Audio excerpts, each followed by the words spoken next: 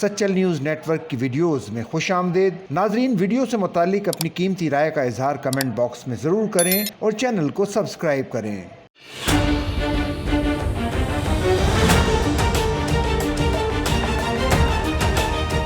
پاک فضائیہ نے 29 اور 30 اپریل کی شب بھارت کی پاکستان کی جانب پیش قدمی کی کوشش کو ناکام بنایا اور بھارت کے 4 جدید رافیل طیاروں کو بھاگنے پر مجبور کیا۔